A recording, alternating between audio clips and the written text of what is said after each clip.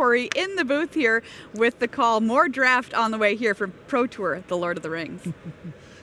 Yes, thanks so very much, Maria, and it's great to be back on the tournament floor here. Corey Baumeister joins me, Riley Knight in the booth as we get underway with our second round of draft on day number 2. Interesting to see how Kai's deck came together, or kind of didn't come together in the draft, but great to see the German Juggernaut win.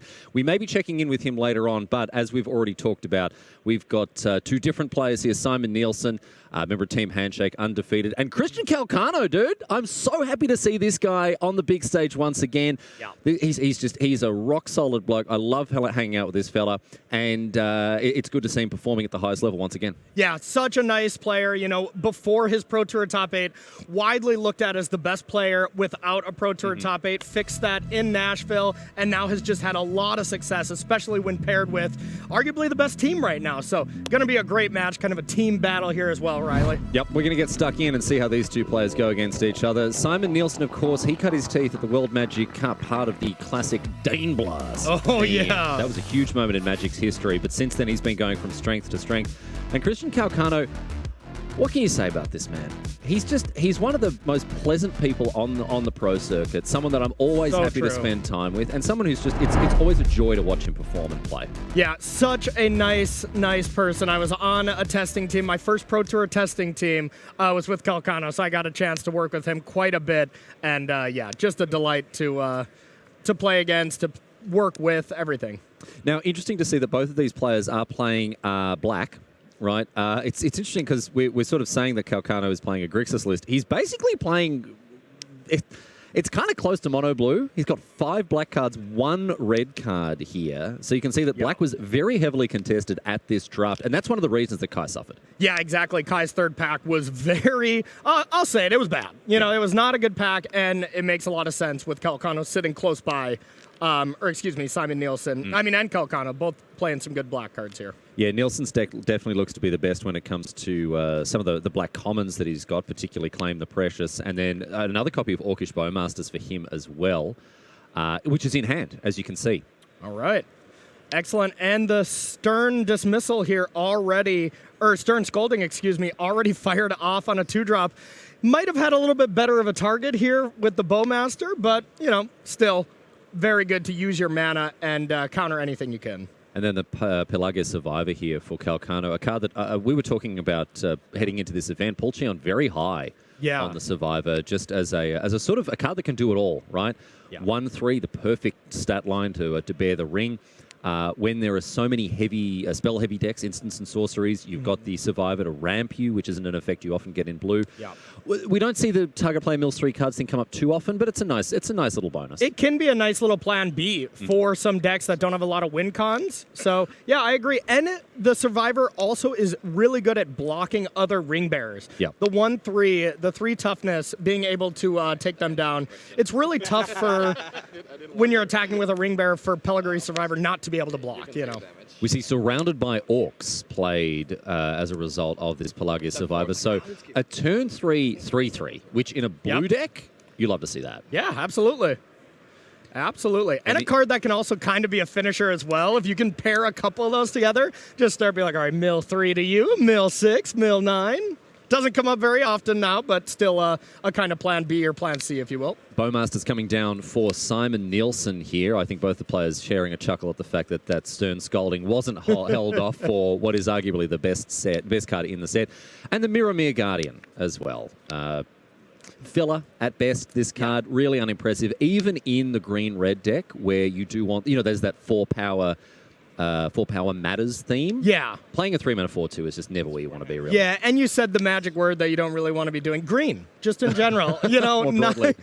More broadly speaking. Yeah, we saw a lot of the data to kind of back that up even yesterday. Even before the Pro Tour, you saw a lot of data that green was not necessarily winning a lot, but black-red did have the most trophies yesterday at 5 trophies. When we're saying trophies, of course, we mean a 3-0 finish. Yep. That's a bit of Magic Online terminology that's made its way through to the professional scene.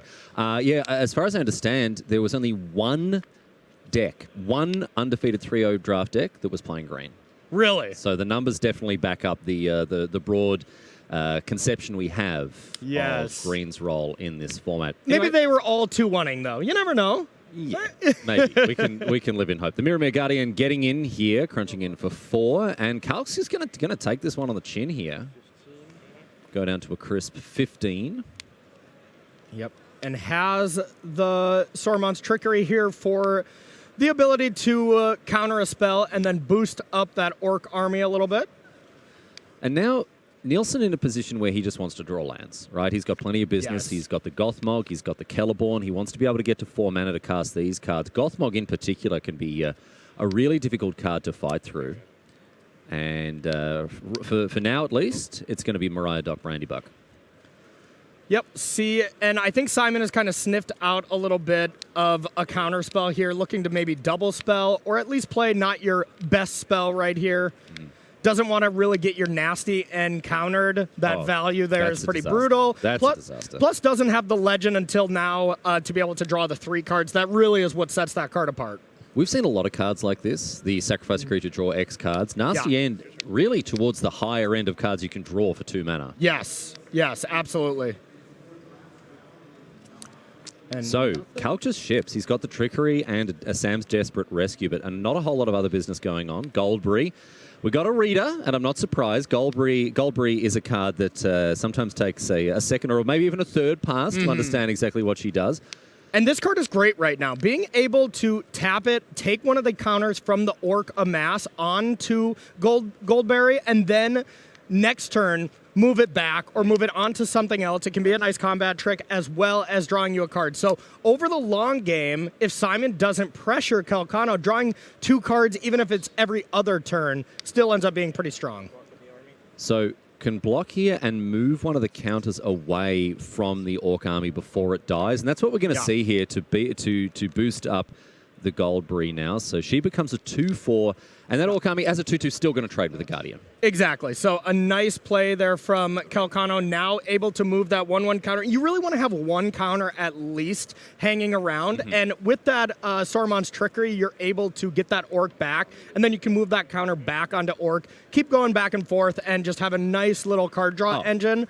As long as you've got the time for it, right? You Exactly. have to block out a fair chunk of your schedule. We'll be here until August. But, you know, you're going to draw a lot of cards off of Goldberry. Hey, I'm in. This limited format's great. I'll stick around till August and play some more The Lord of the Rings Tales of Middle-earth. All right, here's Glorfindel, the Dauntless Rescuer. Calcano's getting glorfed. This is a card that is at its best, obviously, in the blue-green deck with all of the scry ability that the elves bring to us. Which ended up being a little less, impactful than maybe we thought going forward. The blue-green scry deck, maybe not as powerful as black-red kind of sacrifice or black-red tempt style stuff. It feels like it should be. Well, with all these legendary elves, if you get Arwen, if you get Elrond, if you get Galadriel, if you get Celeborn, the deck can really come together, but a lot of these are uncommons, and some of the core cards of the deck, the Lothlorien Lookout and things, they're just they're not where you want to be in a Yeah, exactly. You'll play scry cards like the Lookout. That card is just great as a 1/3 blocker as well to be able to block ring tempting stuff. But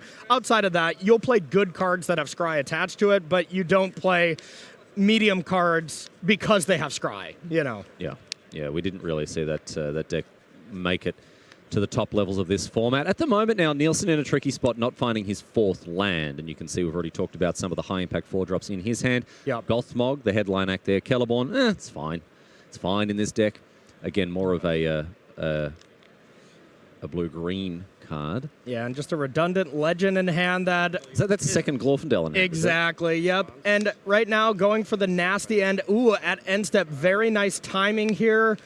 In response to what looks to be Mill 3, the kind of Plan B or Plan C from Christian Calcano's deck. Plan F. Exactly, and a really, really nice timing here, sacrificing that Orc army that was tempted as well to get those 3 cards. Simon couldn't have cast that card fast enough, Riley. Yeah, he was really, really ready to do that. Yeah.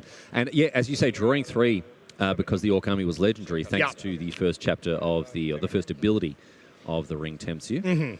So back over to Calc now, untaps. He's got that 6 mana to activate the Survivor, but he'll be hoping to find some business. Ooh, the one big thing here from that mill may have felt a little bad looking at it from Christian Calcano's side, but the first card I see in the graveyard is Elven Chorus, one of the best green cards in the set in general, maybe the best green rare. I mean, this card is incredible at just giving you such an incredible long game here. Yeah, that sort of future side effect. Yes. And a bunch of extra mana as well, of course. So it's the sort of card that if it goes unanswered, it will snowball very quickly. Future Sick, come on, that's a little far back there. Maybe, Experimental Frenzy. Yeah. For all the Zoomers. I don't even know if Experimental Frenzy is. That's still not quite Zoomer territory. Here's Gothmog. Gothmog, the Morgul Lieutenant, going to amass an army, which of course has Death Touch. And this is a great defensive card. Particularly where I've seen this card do its best work is in white-black, right? Where you're making those spirit tokens. Each of them gets Death Touch, which can make a huge difference when you're looking to shore up the not just the ground, but the air with defensive options. Yeah, absolutely. Not only is it a great defensive card, but remember, it's not just amass tokens that end up having the Death Touch. It is just any token. That's what I'm so, saying. Spirits, the spirits that you're making, and any other tokens that come into play. There aren't a huge number of other tokens. I guess the human tokens as well. Yeah. But, giving all of them Death Touch makes a huge difference on the defensive, right? Yeah. Yeah. So, you can tell these players having a good time chuckling away. And I was just trying to check to see if it was the incredible combo with Orcish Bowmasters and Gothmog, but the Bowmaster does deal the damage. It's not the token. Yeah. That would be pretty good. That would be extremely good. We've seen effects like that in the past. Yeah. Porky Parrot, given Death Touch. You lost me on that one. Porky Parrot, the one from Ikoria, you tap it, it deals damage. Give that Death Touch, it just... Oh, yeah, that's right. That's kill right. anything, man. That's a beautiful combination. Oh, yeah. So it's a sort of tale of two very different stories on either side of the battlefield here. Calc with lots of mana, but not a lot of business. Yeah. Simon with lots of business, not a lot of mana. He's going to play Celeborn here. This feels like some trickery will be afoot here. That's just a fine creature. Of course, it's nothing crazy, but it's a bigger body than anything Christian Calcano has when it attacks, getting that 4/4 ability. Then all of a sudden, Calcano is not able to really block it. So I think you're priced into countering this. What it also does is makes the Glorfindel a much more respectable and potent card on this battlefield because you can start to mess with what your opponent is or isn't doing when it comes to blocks. The fact that Glorfindel will be pumped up to a 4/3 means that if you force your opponent to block it, then they're going to lose either the Goldberry or the Pelagia Survivor. Yeah. So Glorfindel actually doing something on this board if the Celeborn resolves. So I imagine Calc is probably going to want to trickery it. Yeah, I would think so as well. 1, 2, and 3 mana. He's certainly telegraphing that he has it, and there is the Saruman's trickery. And this is really nice for this whole little trick that you have going with Goldberry. Just being able to move a counter onto the amass, move it back and forth. You don't really want to move the only counter from your Orc amass onto Goldberry right here. Certainly not. Yeah. But Calc is able to draw a card here at end step by moving a counter away from Goldberry. And the fun thing about Goldberry is it's just any counter. So one of my favorite combinations in the set is with Bath Song. Start taking Saga tokens off, and you can just keep perpetually draw 2, discard Very 1 nice. if you want. Yeah.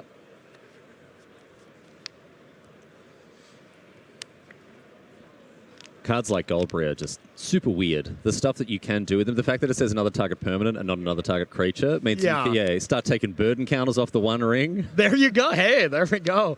Put the burden on Goldberry instead. Yep. Shire, nice. These rare utility lands have been, I don't know. What's your take on them? They haven't been as impactful as a lot of. Sometimes utility lands can be huge. Yeah, exactly. Sometimes these lands, like if you're given a creature unblockable or +1/+1, these are pretty good. But I mean, make a food, it's okay. So for 4 mana, you're gaining 3 life at end step. That can really come up if you're in a race scenario. Yeah. But I do think this is one of the better ones too, and it's exactly fine. Yeah, the black one is, you can amass, but it's really expensive, right? XX black to amass. Like, you pay 3 mana and tap it for a 1/1 or for 1 counter. It's okay. And then something has to have died as well for you to even activate it. Yeah, exactly. It's okay, but you got to jump through a lot more hoops compared to something like the Innistrad spell lands, right? The Gavany Townships of this world. Oh, yeah, absolutely. Those are the good ones.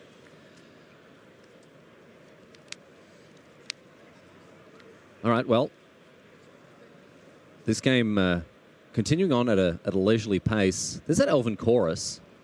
Yes, I believe we revived that back. Revive the shy, bring it back to hand, and then putting it into play. So that's a good sign for Nielsen. He's not so devastated to have had that one milled over. Exactly. No, that was actually helping Simon out now with that mill. And that mill from the Pellegrini Survivors, it already didn't look great because Simon got to nasty end and draw 3 cards and kind of dig out of that hole of having only 3 lands available. So really that turned out to kind of be a nightmare scenario. But on the flip side, Simon was going to just draw that after a few turns anyways. So the chorus was really going to happen no matter what, unless Christian decided to save that trickery for this. So Gothmog attacks into Goldberry here, the 3-3 slamming into the 2-4, and the trade offered between these two Orc armies. And this is a trade you take if you're Calc, because that 1-1 has Death Touch. It looks like we're going for the Eat of Gothmog instead. So before damage, take the counter and just deal with Gothmog straight away. So we'll leave the Amass army here.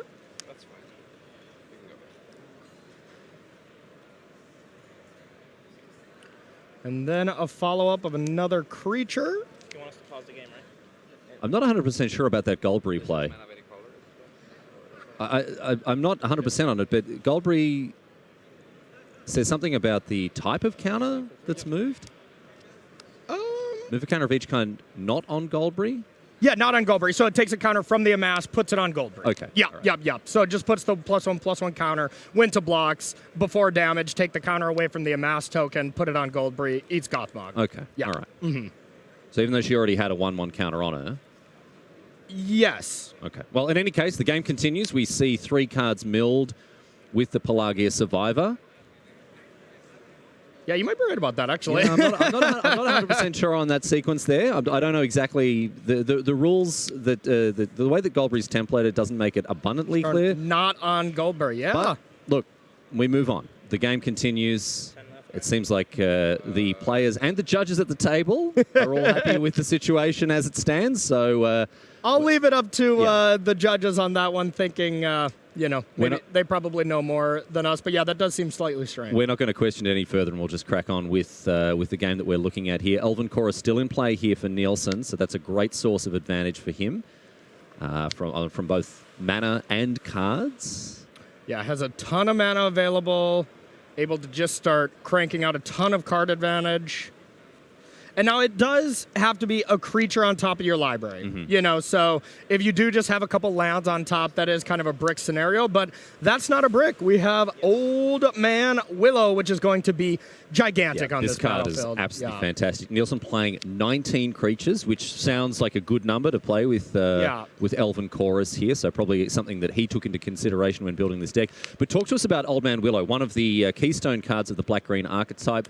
Not exactly where you want to be, again in green, but this is one of the cards that can tempt you into that unpopular color. Exactly. Like, the one thing that I really like about this card is maybe in a black-red deck with a couple Hall of the Great Citadels, being able to just play 2 of that land and then just play Old Man Willow, play other green-black legends, and just get some good value. But I mean, it is just a gigantic creature. You can start throwing Amass tokens. Like, one thing Simon Nielsen has available is sacrifice the Amass token, give something -1, -2. Sacrifice the 2/1 that amasses when it goes to the graveyard.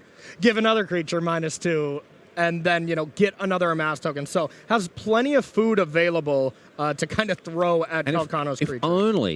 If only, Corey, there was a utility land that he had that could keep churning out tokens for him to sacrifice to the Old Man Willow. If only. If only. If only. We were talking about how disappointing the Shire kind of is in a vacuum. Pretty good.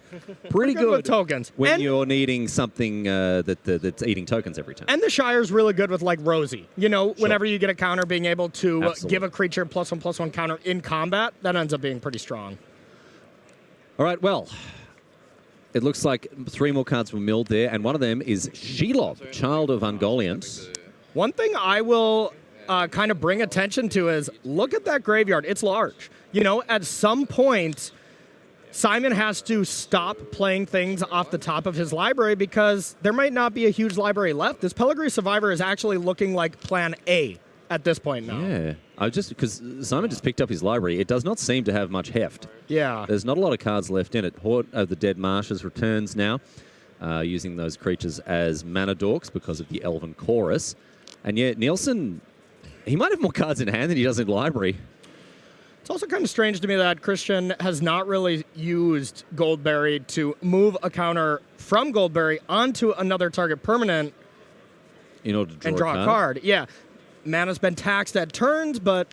There is the Orcish Bowmasters. That is big. Drawing extra cards is a bit of a liability when the Bowmaster's in play. Exactly. But, like, if it's dealing 1 extra damage to you, I think 1 damage plus a +1/+1 counter on the army, I think is enough cost where I think, it becomes worth it as long as it's not killing one of your creatures. Isolation at Orthanc is going to effectively counter the Ent's Fury here. Yep. Tucking it away to protect the Pelagia Survivor, I believe. And that tells you something about where Simon's priorities are, killing the Survivor. He obviously thinks that being milled out is a potential concern for him. Yep.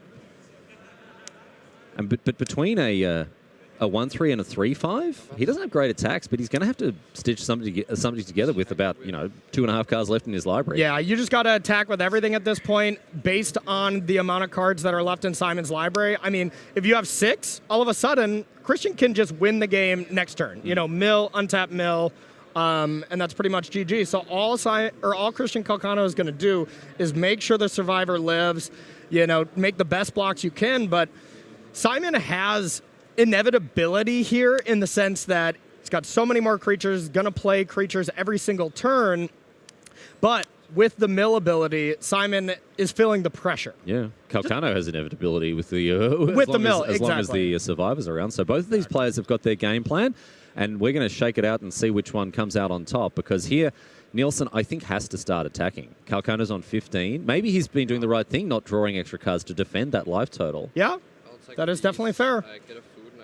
And I mean, I think Christian Calcano would be more incentivized to move those counters over and draw a card. I think it was 6 cards. I got a brief glimpse. It looked to be about 6 or 7 cards left in the library. Okay, 6 and 7 are a big difference, but that means 1 more turn or 0 more turns. Now, Calc can't, because of that Isolation Orthanc, he can't activate it now. He can't activate the Survivor now. Yep. He doesn't have enough mana. Exactly. But you're correct in saying, Corey, if there are 6 cards, that's effectively a 1-turn clock. Yep, exactly. So if it's 7, that makes a lot of sense to not even worry about milling. And this is a good turn for Cal because he's able to flash in another blocker here in the Grey Havens Navigator. A difficult thing for him to do beforehand because he wanted 6 mana to keep up for the Survivor. But that double spell, right? The Isolation to Orthanc into the Flash 3/2 Grey Havens Navigator means that he's using his mana very efficiently this turn, and he's going to be able to stem the bleeding and make sure that Nielsen's big attack isn't going to have the impact that he wants it to. Yep, absolutely. There we go. Eat with the 3/2 on the 1/3. Oh, it's a buffet out there. Oh, yeah. It is a buffet. Let me tell you this. All of these creatures are eating good today. Yep, and leaving the Bowmaster back, just valuing the fact that it's controlling Goldberry's ability. Calc, with only 1 swamp, does have double Sam's Desperate Rescue, so he can bring back the Survivor should it not survive here. Yep. And we're probably going to see Oh, man. After that attack, Calc takes 3. 3 damage. That is not great for Simon. And if we have a land follow-up, then we can play Old Man Willow off the top with the Elven Chorus. That Bowmaster. Okay, that was 5. That was 5 cards. Okay. I just don't see Simon getting through right now. No, on 12 life, and with some reasonably hefty blockers there, the Goldberry, the Pelagia Survivor, and the Grey Havens Navigator. Yeah. Second Black Source in case that Survivor is dealt with. But no, we're going to see Sam's Desperate Rescue bring back a second Survivor, living up to its name here. And looks like does have the ability to play that as well as activate the Survivor. You just really want to have 8 mana available here. No matter what, you want to activate Survivor here, it seems like. Yep. And Calc here is making sure he's building in a bit of redundancy as he plays out his second Pelagia Survivor. And, I mean, I slammed it. I said, no, the Pelagia Survivor's second ability, not all that relevant. Yeah. And Calc is like, well, I hope Riley's hungry because I'm going to serve him up a big steaming bowl of his own words. Absolutely. That was just good foreshadowing you laid on. And that's why I'm doing it. Just sitting here pretending to be a goof. And I tell you what, I called it from the start around you. You nailed it. Well done, Christian Calcano taking out game number 1. Now, we've got some interesting intel to share with Okay. you here, right, for game number 2. After Calcano milled Nielsen out in game number 1, right, we had Nielsen cut cards like Nasty End. Cut cards that were designed, right, to draw him ahead on cards. Elvish Chorus, that sort of thing, right? Sure. And instead, he's actually added a splash, a red splash for Strider and Rising of the Day. Okay. So that tells me that he's looking to be a lot more aggressive in this matchup. Strider's a great card. Is it the sort of card that you're going to splash without anything else going on? Well, Simon doesn't seem to think so. But Rising of the Day, certainly a card that is showing a very strong commitment to a more aggressive plan. As you can see there, is it a fervor effect? Creatures all have haste. Yeah, a little bit of fire breathing there for legends, and Simon Nielsen does have plenty of legendary creatures, so a nice little pivot here, and it makes sense. You know, you got to be able to adapt in limited in general, but especially in this format, as you know, it can be very tricky, and these type of mill strategies can be very effective against the right decks. So you just really want to make sure you're being as aggressive as possible. Yeah. The one concern I have is how many sources of red Nielsen has. Does he have an Oliphant? Does he have a Shire Terrace? Well, it's got a mountain in hand, so we got to go in at least. Never mind. That's just the pure skill that you're seeing from these players at the highest level here. Yeah, Chris. I like this though. I like this pseudo-transformative sideboard plan that Nielsen's taken. Agreed, absolutely. Calcano may have the nickname of the calculator, but like Simon, looks like Simon did some calculating of his own. Galadream Guide comes down here. Scry 2, the 3/4 is a.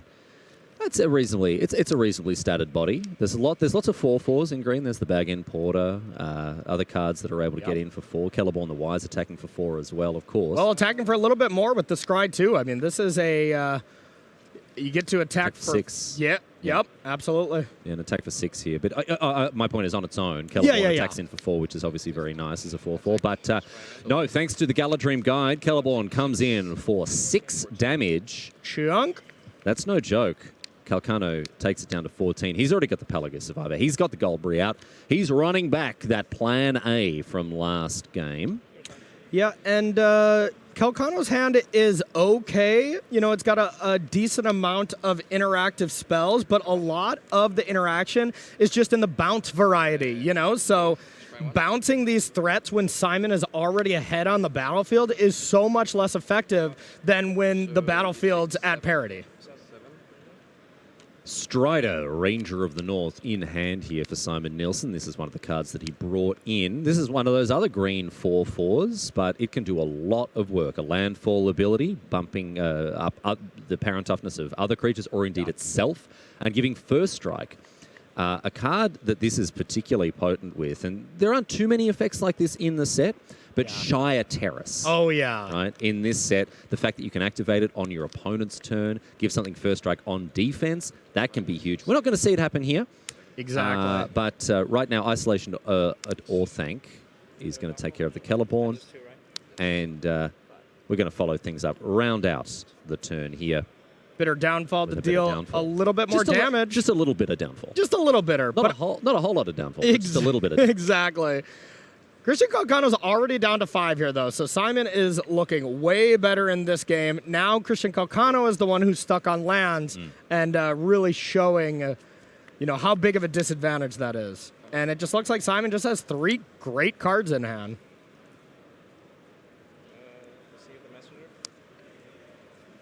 And so Deceive the Messenger now, there's more or less a fog effect here. -3, -0, amass 1. So Calcate's a little 1/1, but isn't going to be able to capitalize on the -3, -0 in order to remove the Galadriel Guide. Yeah, and that's where Deceive the Messenger is really, really, really potent, is when you're able to pair it with shrink a creature down to no power to be able to kill any of your cards, and you get to block, but... So here's Strider, followed up by an Ent's Fury. And because Strider is a 4/4, of course, he'll pick up an extra counter from the Ent's Fury. And away goes Goldberry. And away goes Christian Calcano as well. Nielsen looking much better in that game. Looking to be more aggressive, plant his flag and get it done. And he certainly did. Now Calcano struggled with mana. Yeah. Never really able to get his foot in the door. But all the same, the Dane will be happy to be on the board. Let's have a look at how we're going to open up game number 3 now. And it looks like Calcano has taken a mulligan. A risky keep, however, for Nielsen. 1 land plus Woe's Pathfinder. But it looks like he found the swamp. Easy game. Easy game. Had it the whole time. Well, he very much did not. That's the whole point of the risky keep. Okay. He believed, and he certainly has been paid off for that. Woe's Pathfinder, one of the biggest, not payoffs, but setup cards in green. Absolutely. It looks like Christian Calcano did mulligan and does not have land number 3. So this is a big draw step to be able to deploy those navigators. Double Greyhaven's Navigator Ooh, in hand. And it that's looks a like go. he's just passed. Oh, dear, that's bad. Uh-oh. That's bad. And Nielsen has found his land. He is running so hot here, ripping the lands off the top, and that means we could see something like Elven Chorus this turn. But no, keeping up the bitter downfall, perhaps? Yeah, looking to play around Saruman's Trickery, it looks like, which is not there, but this looks to be maybe a upkeep or end step.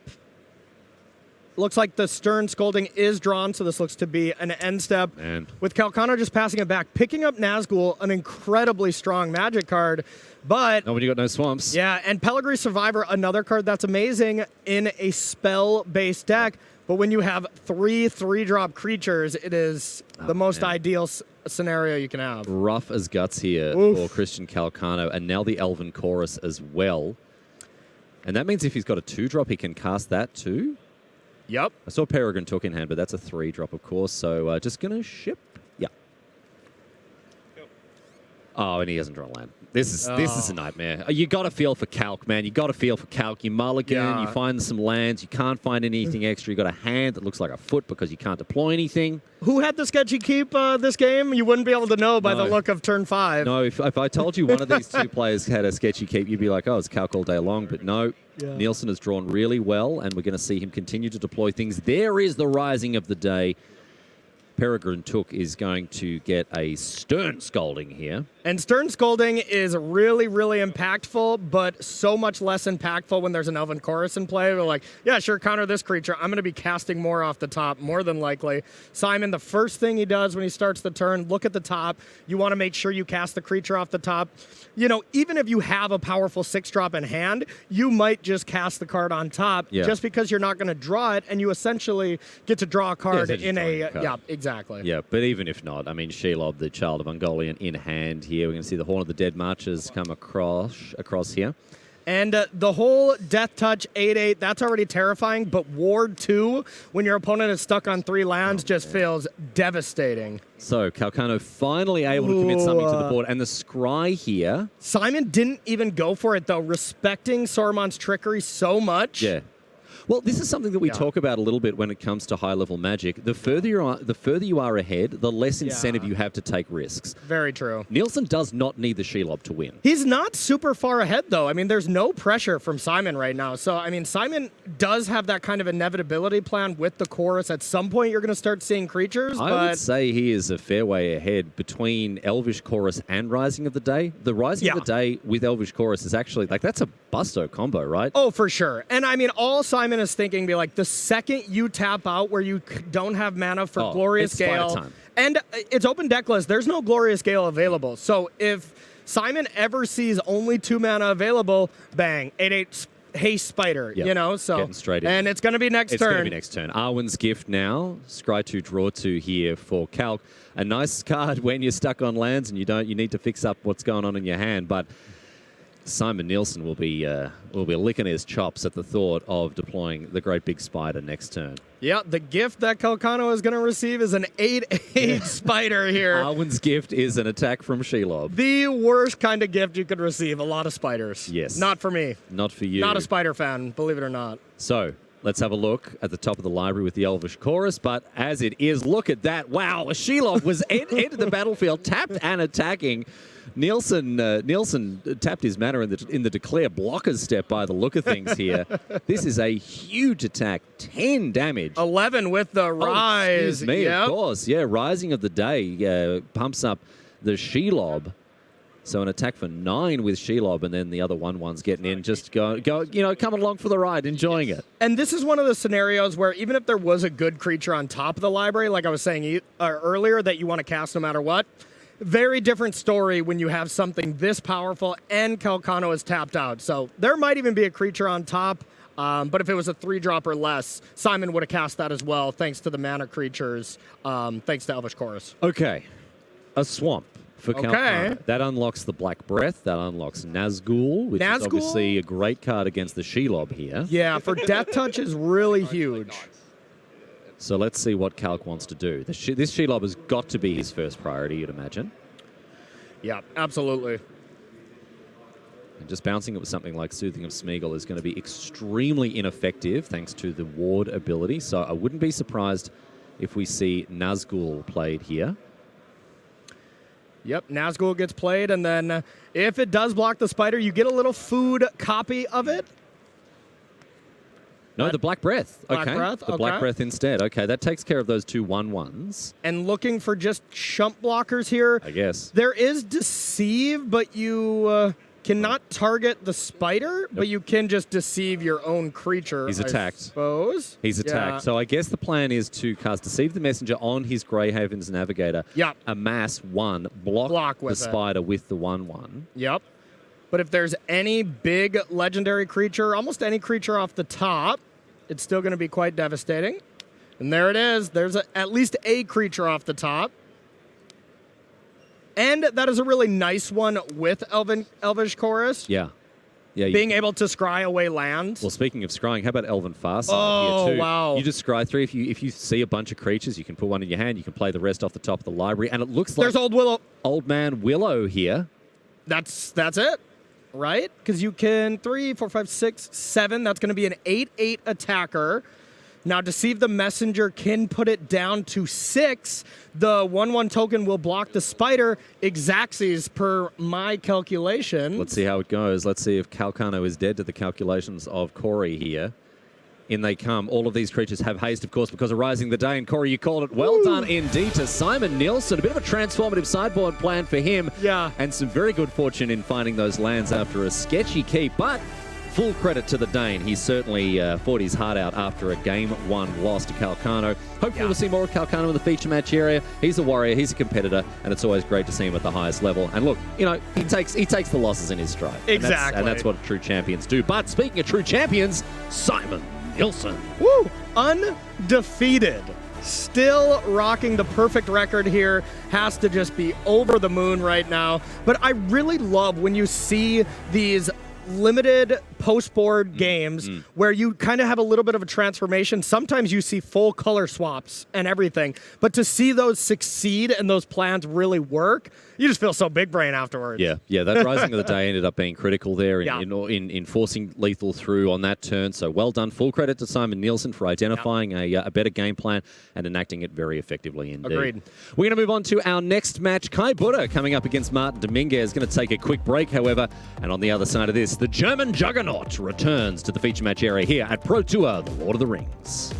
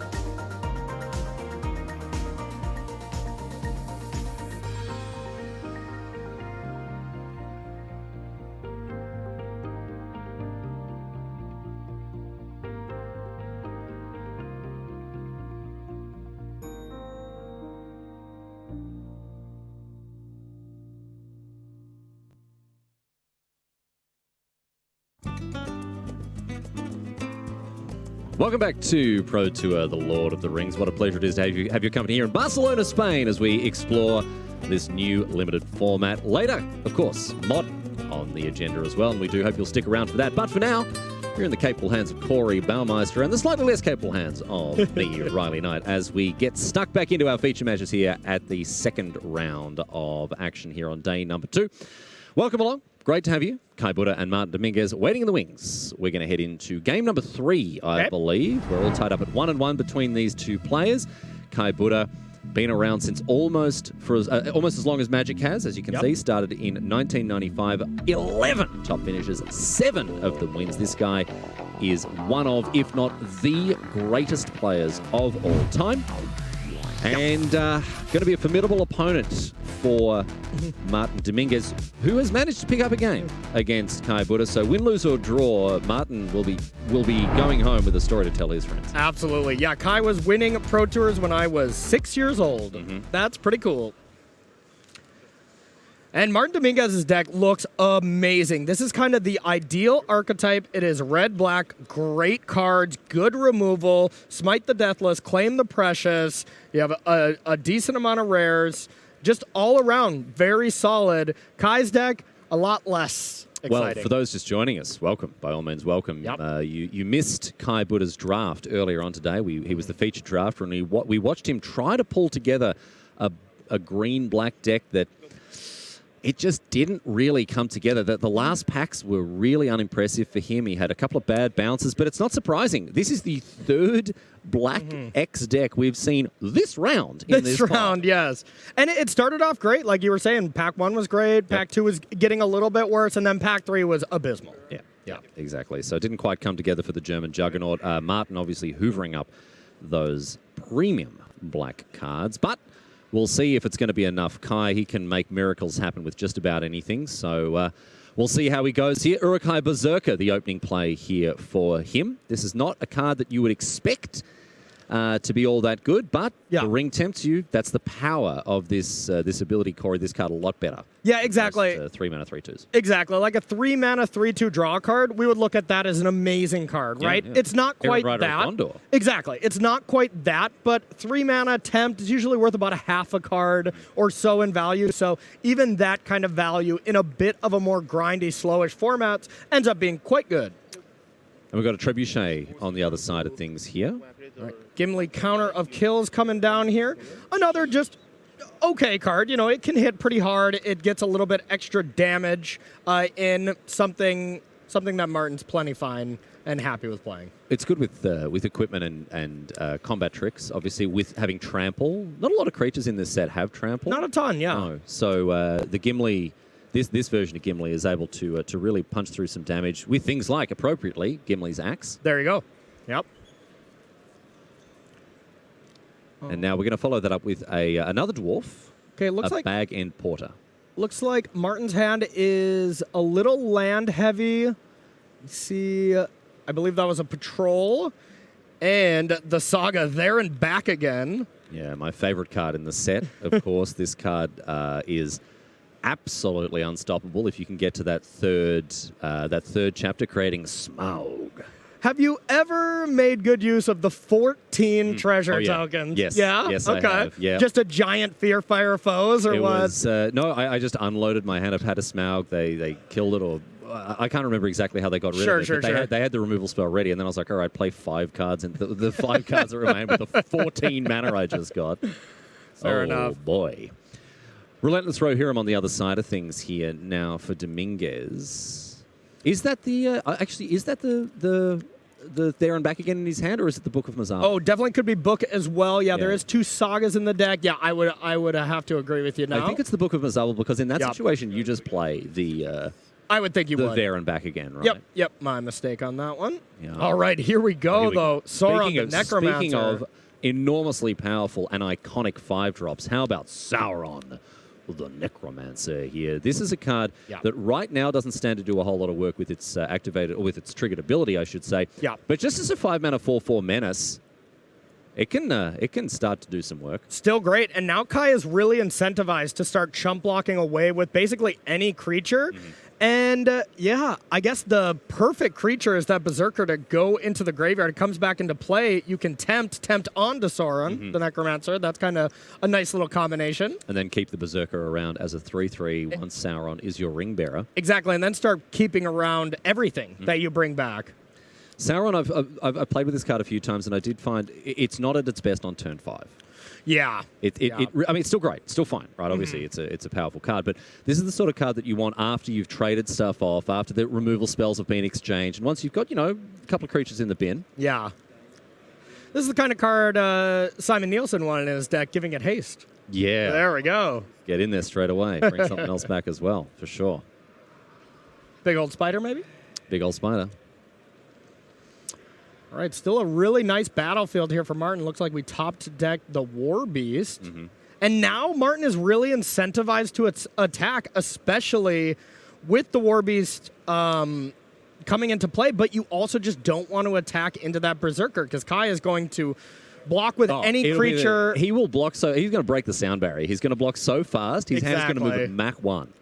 So this is a really interesting kind of staring match here right now because Kai also just doesn't have as powerful of a board as Martin, so Kai doesn't want to get super aggressive here, but at some point, if Kai is able to stabilize the board a little bit more, we'll start getting in there with basically anything. A quick read of Bag End Porter as well, 4-mana 4/4 that gains power and toughness whenever you have other legendary creatures on the battlefield and attack with it. One thing Kai has, and that was excellent, just being able to get a creature into the graveyard. Here we go. Now we do really want to get a tempt on the Necromancer so you can bring that back and keep the Troll around. Another thing that Kai has in his deck that would be amazing right now is Rise of the Witch King, to be able to sack a creature, force a sack from Martin, and then really start going crazy. Yeah, bring back that Troll. Even without the Sauron, these land cycling creatures, both the green Generous Ents and the black Troll here are so good with Rise of the Witch King. Yep. All right, we got a tempt. There's a pretty clear tempt target.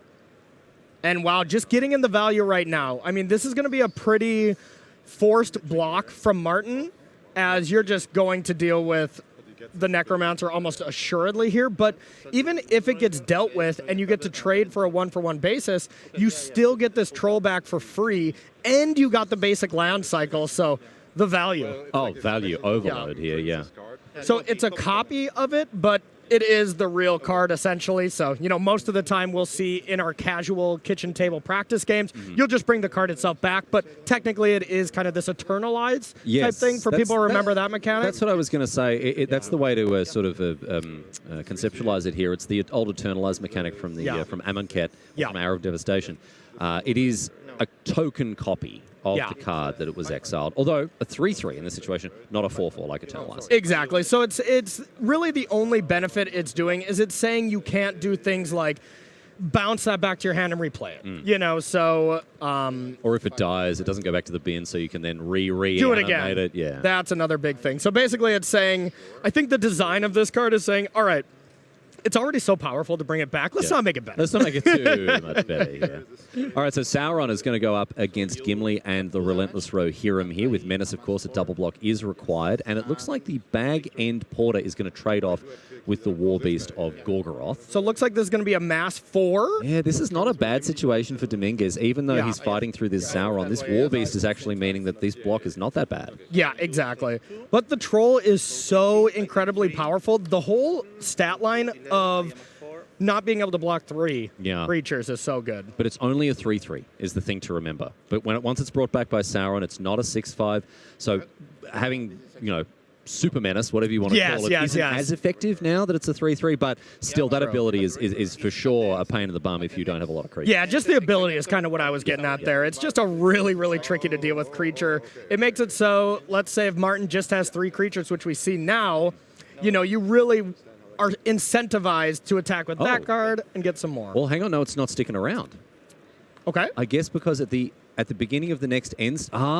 here we go. At the beginning of the next end step, exile that token unless Sauron is your ring bearer. Sauron's not anything. Yeah. Sauron's dead. Exactly. Sauron's in the bin, dude. Yep. So that means that the troll isn't going to stick around. Sauron was the ring bearer, hence our sort of assumption it was going to stick around. It gets checked at end step. It checks at end step. That trigger is not missing a trick. All right, well, that means that Dominguez is in a much better position here, and with the Orcish Trebuchet, we are going to see a boulder flying across the battlefield as well when this Orc army attacks.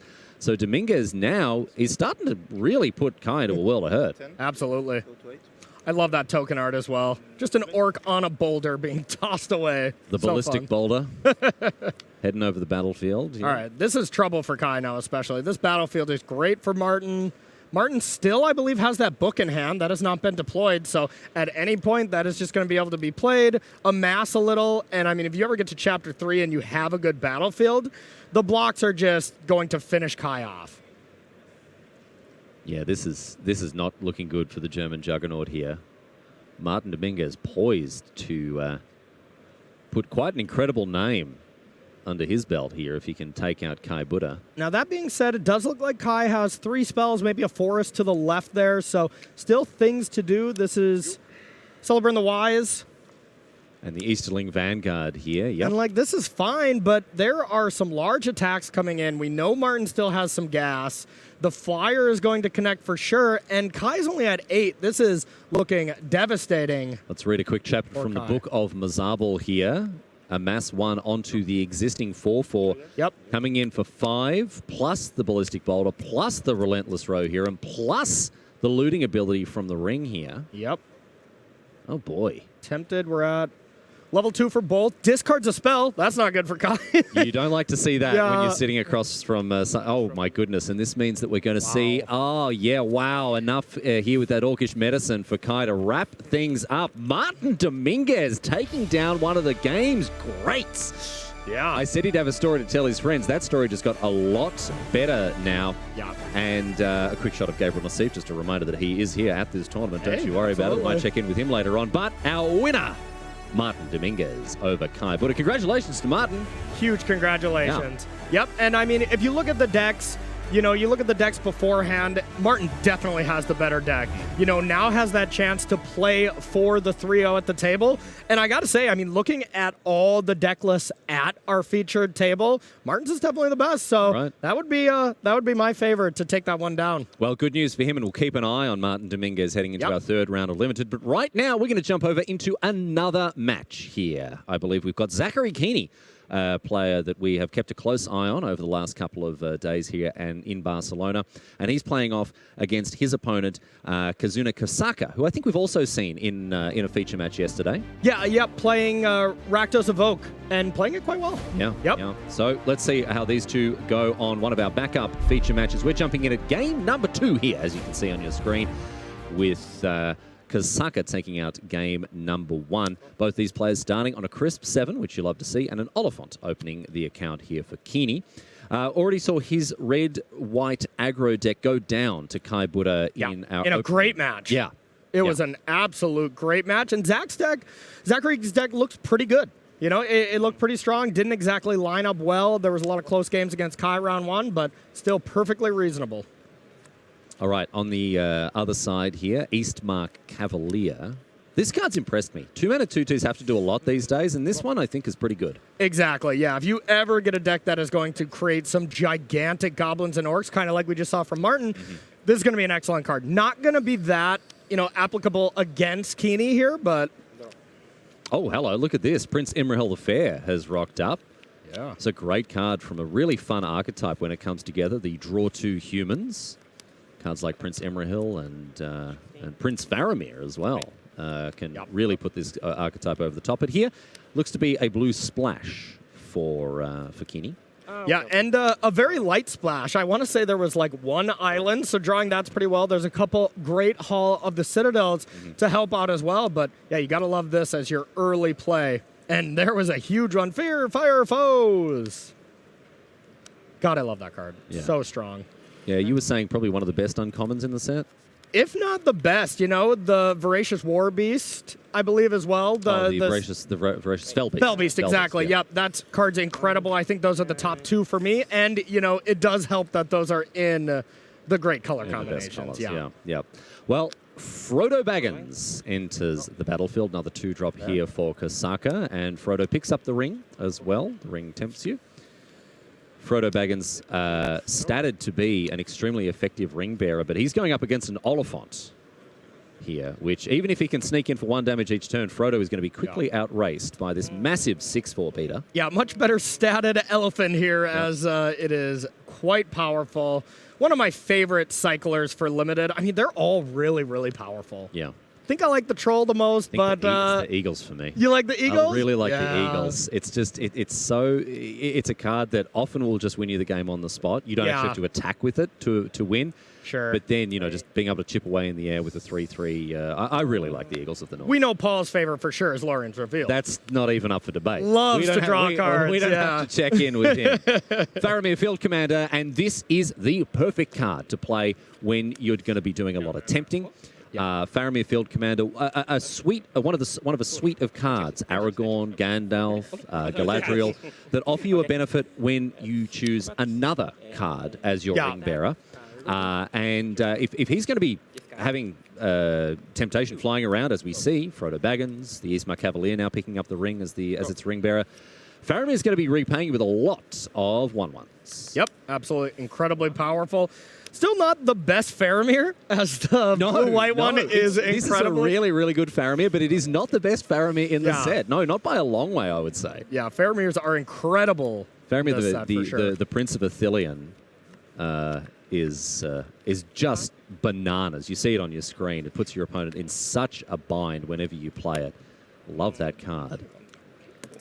All right, looks like we have a Knight in hand for Kosaka. I didn't get a glance at the other card. Yeah, whipping him around really quick here. Channeling his inner Brian Kibler to keep us all guessing. There you go. Escape from Orthanc. Yeah, the Nothing escaping the eyes of our eagle-eyed card viewers. I saw Aaron Rider of Gondor there. Another cracking card. Yeah, great. Really, really good. That best white common for sure. Yep. It reads as a card again that isn't going to be that good, but this card is this set is overrun with legendary creatures. Yeah. All the power, the huge iconic characters from the Lord of the Rings, of course, and then the ring bearer can make even the humblest 1/1. Yes. A ring bearer. Legendary 1/1 amass. And legendary, the legendary orc army, exactly. Okay. All right, so Aaron Rider of Gondor, the Escape from Orthanc in hand here for Kosaka. But right now, he's figuring out how he wants to block. Yep. Looking to go to damage. Just went to damage. Didn't want to use the trick and get possibly blown out by a removal spell out of Zachary. And so when the dust settles, it's just a lone Frodo Baggins and now a Took Reaper. And it looks like Zachary didn't have anything, so that trick would have been pretty effective. Decides to not go for it. But didn't want to risk it. And now with Frodo Baggins as a legendary creature, of course, that Aaron Rider of Gondor replaces itself with the card. And Moriah Doc Brandybuck joins the party. Exactly. Start getting some food if it is going to be a racing scenario. Doesn't really look like it. It is just really Kosaka on the aggressive right now. But you're happy to pick up that food. There's lots of uses for tokens in this set, of course, between Old Man Willow, Shire Sheriff, lots of other cards that can use tokens for fun and profit. But Banish from Edoras is going to see Frodo Baggins exiled here. And this is how you really see the green decks, utilize best. You see a lot of green uncommons and rares because the commons are not necessarily ideal.